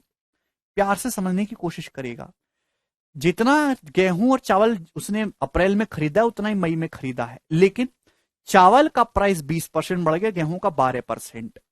इससे उसका टोटल खर्चा बढ़ गया 150 रुपए। यदि जॉन ने अप्रैल में चावल पे 450 रुपए खर्च करे, चावल पे अप्रैल में 450 रुपए खर्च करे हैं, तो मेरे दोस्तों 450 रुपए अप्रैल में खर्च करे हैं, और मेरे प्यारे भाई चावल का खर्चा बढ़ा कितना है? 20%। मेरे दोस्तों, अप्रैल में चावल पे 450 रुपए खर्च करे हैं, अब चावल का प्राइस 20% बढ़ गया, तो 450 का 20%, तो मई में 90 रुपए ज्यादा खर्च करे मेरे प्यारे भाई। मई में, अभी अप्रैल की तुलना में मई में 90 रुपए ज्यादा खर्च हुए, जबकि टोटल 150 रुपए ज्यादा खर्च हुए हैं। इसका मतलब उसने गेहूं पर मई महीने में अप्रैल से 60 रुपए ज्यादा खर्च किए होंगे मेरे प्यारे भाई। 60 रुपए। आप बोलोगे जी सर बात समझ में आ गई। अरे भाई, राइस पे अगर 90 रुपए ज्यादा खर्च हुए अप्रैल में, अप्रैल की तुलना में मई में, तो गेहूं पर 60 रुपए ज्यादा खर्च होंगे। 90 60 तभी तो 150 आएगा। जबकि मेरे प्यारे भाई गेहूं पे कितना खर्चा बढ़ा है? 12%। गेहूं का प्राइस कितना बढ़ा है? 12%। तो 12% की वैल्यू 60 है। आपसे पूछा मई के महीने में गेहूं पर खर्च, हर चीज अपने आप में 100% होती है। अगर अप्रैल में गेहूं पे खर्च 100% था, तो मई में कितना हो जाएगा? 112% हो जाएगा कि नहीं हो जाएगा? आप बोलोगे जी सर 12% की वैल्यू 60 है, 5 गुना है, तो 112% की वैल्यू भी 5 गुना हो जाएगी, 560। तो मई में जो गेहूं पे खर्च है वो 560 है। हालांकि आप डायरेक्ट 112 का मल्टीपल है ना, 16 और 7 का मल्टीपल भी चेक कर सकते थे। भाई अप्रैल में अगर गेहूं पे 100% था, तो अब कितना होगा? 112%। 112% के लिए पूछिए मेरे दोस्तों, यहाँ पे 5 गुना 560 रुपए। सरल सवाल, एक आसान सवाल। आगे चलेंगे नेक्स्ट क्वेश्चन की तरफ। ये बताइएगा 38 number.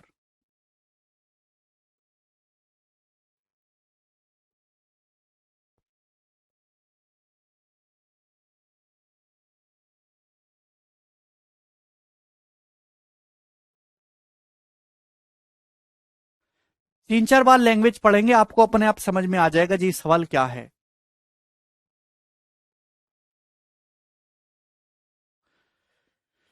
Every month a man consume 25 kilogram rice and 9 kilogram wheat. हर महीने एक आदमी 25 किलोग्राम चावल और 9 किलो गेहूं खाता है। हर महीने। बोला 90 कैसे है बेटा? 450 रुपए का 20%, 90 है। यार सवाल क्यों नहीं पढ़ते आप लोग? सॉल्यूशन में घुसे रहते हो, सवाल पढ़ो। हैं? जॉन ने अप्रैल में चावल पर कितना खर्चा किया? 450। अप्रैल में 450 खर्चा किया है, और मई तक आते आते कीमत 20% बढ़ गई है चावल की, तो 450 का 20% 90 है। तो अप्रैल से मई तक आने में खर्चा कितना बढ़ा? चावल पे 90 है। टोटल 150 रुपए खर्चा बढ़ा है, तो गेहूं पे कितना खर्चा बढ़ा? 60 रुपए। क्योंकि गेहूं पे खर्चा बढ़ा 12%, तो 12% के लिए 60 है। प्रत्येक महीने एक आदमी 25 किलोग्राम चावल और 9 किलो गेहूं खाता है। चावल की कीमत गेहूं की कीमत का 20% है, और वह चावल और गेहूं पर हर महीने 350 रुपए खर्च करता है। गेहूं की कीमत 20% बढ़ जाती है, तब वह चावल की खपत को कितने परसेंट कम करे जिससे कि 350 रुपए ही खर्च हो, जबकि चावल का मूल्य और गेहूं की खपत स्थिर है। देखिए दो चीज समझिए मेरे प्यारे भाई, ये है चावल, ये है गेहूं। ये है चावल मेरे दोस्तों, ये है गेहूं। अब ध्यान समझिएगा। एक आदमी है मेरे दोस्तों जो 25 किलो चावल खाता है महीने में और 9 किलो गेहूं। 25 किलो चावल खा रहा है मेरे दोस्तों, और 9 किलो गेहूं खा रहा है एक महीने में। अब हुआ क्या? चावल की जो कीमत है गेहूं की कीमत का 20% है। चावल की कीमत गेहूं की कीमत का 20% है। जैसे जैसे सवाल बोले वैसे वैसे करते जाओ। 20% की फ्रैक्शन वैल्यू 1/5, यानी कि गेहूं की कीमत अगर 5 है, तो चावल की जो कीमत है मेरे दोस्तों वो 1 है। ये मैं प्राइस की बात कर रहा हूं, प्राइस की, ठीक है ना। चावल का जो प्राइस है वो गेहूं के प्राइस का 20% है। गेहूं का प्राइस अगर 5 यूनिट है, तो चावल का 1 यूनिट है। 1 यूनिट पर केजी, 5 यूनिट पर केजी। वो चावल और गेहूं पर हर महीने 350 रुपए खर्च करता है, इसकी आपको कोई जरूरत नहीं, केवल कंफ्यूज करने के लिए दे रखा है। गेहूं की कीमत 20% बढ़ जाती है, अब गेहूं की कीमत 5 नहीं रहती, अब गेहूं की कीमत 5 से 20% बढ़ के अब गेहूं की कीमत हो जाती है 6। गेहूं की कीमत 6 बढ़ जाती है मेरे दोस्तों 20%। तो चावल की खपत को कितने परसेंट कम करे मेरे दोस्तों, जिससे कि सेम 350 रुपए ही खर्च हो। सवाल में दे रखा है कि चावल का जो प्राइस है और गेहूं की जो कंजम्पशन है वो कांस्टेंट है। लैंग्वेज की बैंकिंग का सवाल है, लैंग्वेज बहुत टिपिकल होती है, ध्यान से सुनिएगा। चावल खा रहे एक आदमी 25 किलो, गेहूं खा रहा है 9 किलो। चावल का प्राइस है 1 रुपए पर केजी, गेहूं का प्राइस है 5 रुपए पर केजी। गेहूं की कीमत कितनी बढ़ गई मेरे दोस्तों, 20% बढ़ गई, 6 रुपए। अब बताओ अगर गेहूं की कीमत 6 रुपए हो गई है तो गेहूं की कीमत बढ़ी कितनी है, 1 रुपए। अगर गेहूं आप 9 किलो खा रहे हो मेरे दोस्तों, तो गेहूं पे खर्चा कितना बढ़ जाएगा, 9 रुपए बढ़ जाएगा कि नहीं। भाई थोड़ा सा अगर आप लॉजिकली सोचोगे तो क्या बिगड़ जाएगा आपका, प्यार से समझिए। गेहूं का प्राइस 5 रुपए से बढ़ के 6 रुपए हो गया, गेहूं का प्राइस बढ़ गया 1 रुपए पर केजी। गेहूं आप खा रहे हो 9 किलो मेरे दोस्तों, तो गेहूं पे खर्चा कितना बढ़ जाएगा, 9 रुपए। अगर गेहूं पे 9 रुपए खर्चा बढ़ गया, आपको खर्चा सेम रखना है, पहले भी 350 खरीद रहे थे, अब भी 350, खर्चा सेम रखना है। तो अगर गेहूं पे खर्चा 9 रुपए बढ़ गया तो चावल पे खर्चा आपको 9 रुपए कम करना होगा। अगर गेहूं पे आपका खर्चा 9 रुपए बढ़ गया तो चावल पे आपको खर्चा 9 रुपए करना होगा। चावल मेरे दोस्तों आप 25 किलो खाते थे, चावल की कीमत 1 रुपए है, तो चावल का खर्चा है मेरे प्यारे भाई 25 रुपए का। तो 25 रुपए पे मेरे प्यारे भाई आपको 9 रुपए का जो है खर्चा कम करना होगा मेरे प्यारे भाई, यानी कि चावल पे जो है कंजम्पशन कितना रिड्यूस करना होगा, 36%। 1/25 4%, 9/25 36%। 36% इस क्वेश्चन का आंसर है।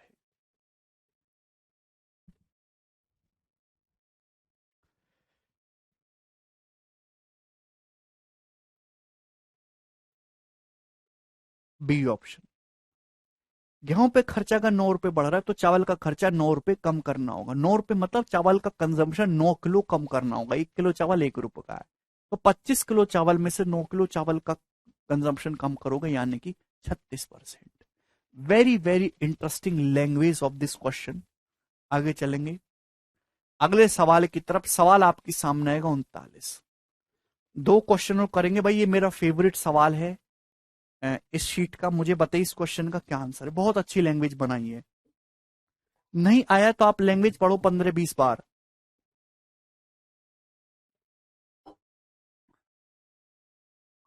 महेश गेहूं की कीमत 5 से 6 रुपए हो जाती है, गेहूं आप 9 किलो खा रहे हो तो कितना खर्चा बढ़ गया गेहूं पे, 9 रुपए। प्रदीप 1/25 4%, 9/25 36%। पढ़ लिया करो कभी। जॉन गेट 57 रुपये per hour of regular work and 114 रुपये per hour for over time work. John को रेगुलर वर्क के लिए 57 रुपए पर घंटे मिलते हैं, पर ओवर टाइम के लिए 114 रुपए पर घंटे। भाई ओवर टाइम जो आदमी काम करता है तो ओवर टाइम में उसको ज्यादा पैसे दिए जाते हैं। He works all together 172 hours, उसने टोटल 172 घंटे काम किया है। And is income from over time hours, और ओवर टाइम आवर्स से जो इसकी इनकम है उसकी रेगुलर आवर की इनकम का नियमित घंटों की आय का 15% है। तो आपसे पूछा उसने कितने घंटे ओवर टाइम किया। देखिए जॉन टोटल 172 घंटे काम करता है, जिसमें कुछ वो रेगुलर वर्क कर रहा है मेरे दोस्तों, कुछ वो ओवर टाइम वर्क कर रहा है। ध्यान सुनेगा, ठीक है मेरे प्यारे भी, आप बोलोगे जी सर, क्लियर है। Total income. अब मेरे प्यारे भाई मेरे ना लैंग्वेज को ढंग से पढ़िएगा। सवाल में दे रखा है कि जॉन को पर आवर रेगुलर वर्क के लिए 57 रुपए मिलते हैं, जबकि ओवर टाइम के लिए 114 रुपए मिलते हैं। उसने टोटल 172 घंटे काम किया, और ओवर टाइम घंटों से काम करके जो उसकी इनकम हुई है वो उसकी रेगुलर इनकम का 15% है। 15% की फ्रैक्शन वैल्यू 3/20, यानी कि रेगुलर वर्क से अगर 20 रुपए कमाए तो ओवर टाइम से 3 रुपए कमाए हैं। ये टोटल इनकम का रेशियो है। जबकि पर आवर इनकम का क्या रेशियो है भाई, पर आवर इनकम का रेशियो क्या है मेरे दोस्तों, जवाब दो। आप ये बताओ, रेगुलर वर्क से अगर उसको 57 रुपए मिल रहे हैं और ओवर टाइम से 114 रुपए मिल रहे हैं पर घंटे, तो किस रेशियो में? 1:2 के रेशियो में। पर घंटे रेगुलर काम करके और ओवर टाइम करके किस रेशियो में पैसा कमा रहा है? 1:2 के रेशियो में। आपको क्वेश्चन सॉल्व करने के लिए चाहिए टाइम का रेशियो, आवर्स का रेशियो चाहिए उसे, आपको, कि उसने रेगुलर आवर्स कितने काम किया, ओवर टाइम आवर्स कितने काम किया। तो कैसे आएगा? डिवाइड करके। टोटल इनकम को पर आवर की इनकम से डिवाइड कर दोगे, आवर्स आ जाएंगे। जैसे सपोज आपको 1 घंटे के 10 रुपए मिलते हैं, 1 घंटे के, और आपने 120 रुपए कमाए, तो आपने कितने घंटे काम किया है? 120/10 यानी कि 12 घंटे काम किया है। हर कोई जानता है। आपको 1 घंटे के सपोज 10 रुपए मिलते हैं और आपने 120 रुपए कमाए, तो आपने कितना काम किया? 120/10, 12 घंटे। टोटल इनकम को 1 घंटे की इनकम से डिवाइड करा। तो जब आप इनको डिवाइड करोगे, डिवाइड करने का डायरेक्ट शॉर्टकट है 20 दूनी 40, 3 एकम 3, 40:3। यानी कि मेरे दोस्तों, ये जॉन ने जो रेगुलर आवर्स और ओवर टाइम आवर्स लगाए, उनका रेशियो 40:3 है। तो टोटल कितना हुआ? 40 और 3, 43। तो टोटल उसने 43 यूनिट काम किया है, मिला के 43 की वैल्यू सवाल में 172 घंटे दी है, 4 गुना। तो ओवर टाइम कितने घंटे काम किया है? 3 यूनिट। तो 3 की वैल्यू भी 4 गुना हो जाएगी, 12 घंटे। और इस क्वेश्चन का आंसर था ऑप्शन नंबर ए।